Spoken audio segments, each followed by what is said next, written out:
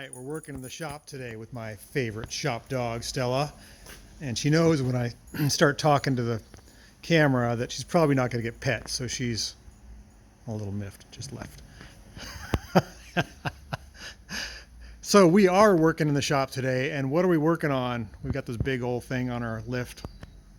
This is an odd video. I gotta how do I say this? I gotta dig deep into my mechanics ethics on this thing.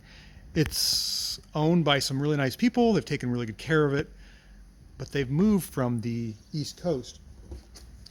And in Oregon here, in Portland, Oregon specifically, we have very, very lax rules on cars and their structural integrity, I think is what I'm getting at. But this thing scares me, and I got to tell somebody. I'm going to tell the customer and see if he wants to fix it. It's a little out of my wheelhouse, but it's kind of dangerous, and I know that they should be concerned, and they probably will want to fix it. But I just got to show you what I found. So I'm doing a service on this 2003 Ford Expedition. It's a pretty beefy rig, four-wheel drive, real heavy. It's in pretty good shape. It's got a lot of miles on it. Let's go underneath. So it has typical oil leaks and things, which that doesn't bother me that much. It's got 252,000 miles on it, which is kind of a lot, but for 2003, it's in pretty good shape. You know, new tires, good brakes, doesn't rattle, runs strong. I'm doing a flush on the transfer case. The transfer case is a little dirty, and I found something up with the, let's see if I can show you this. Can you see that?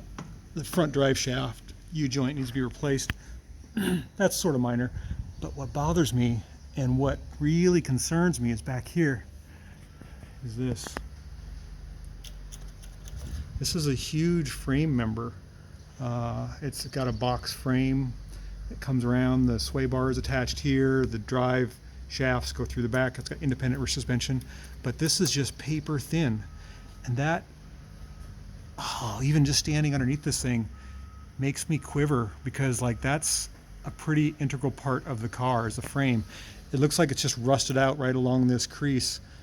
Well, I mean, I guess the whole frame needs to be replaced or patched or something.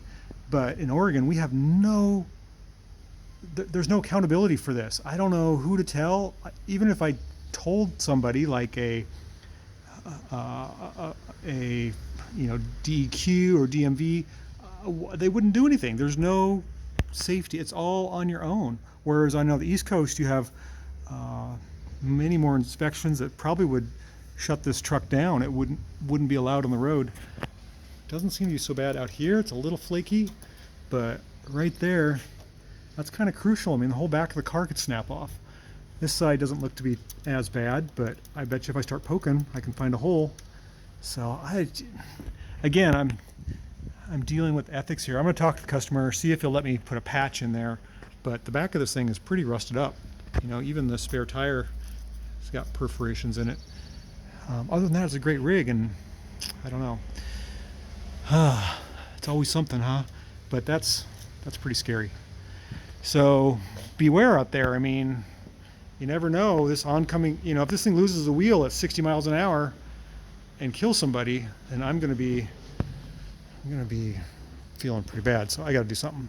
Anyhow, that's an ethics thing that I'm dealing with today. You can see also there's quite a bit of, I just broke the guy's car. Frame here is rusted as well, or at least the rocker panels are pretty rusted. You'd never know. I mean, it looks like a fine vehicle until you don't. And I guess that's what I'm getting at. So we got to fix this thing. We got to make it safe. And be careful out there. You do not need one of your wheels falling off at 60 miles an hour.